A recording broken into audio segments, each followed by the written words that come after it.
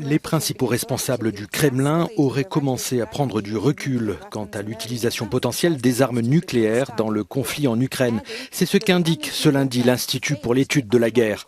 Selon ce groupe de réflexion basé aux États-Unis, ni les menaces nucléaires du Kremlin, ni les dernières frappes russes sur les infrastructures civiles n'ont cependant réussi à saper la volonté ukrainienne de continuer à s'opposer à l'invasion de la Russie.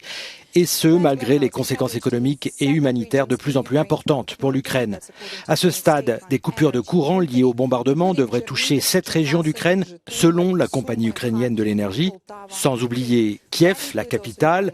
Le maire de la ville, Vitali Klitschko, a déclaré qu'il ne pouvait pas exclure la perspective d'un blackout complet, alors que Moscou poursuit sa campagne de frappe sur les infrastructures énergétiques. Le maire de Kiev aussi a invité les habitants à ne pas rester en ville s'ils peuvent être hébergés chez des proches ou chez des amis afin de pouvoir continuer à disposer d'eau, d'électricité et de chauffage. Autre ville dans le collimateur de Moscou, Kherson, pour la première fois depuis que la Russie a commencé son invasion, la ville occupée est désormais privée d'électricité. Sur le front, enfin, les forces russes continuent d'établir des positions défensives sur la rive ouest du fleuve Dnipro et poursuivent leurs évacuations forcées dans la région de Kherson. Plus de 80% des résidents auraient déjà été déplacés.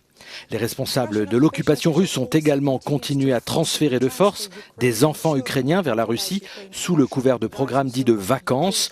Au total, plus de 10 500 enfants auraient déjà été déplacés d'Ukraine.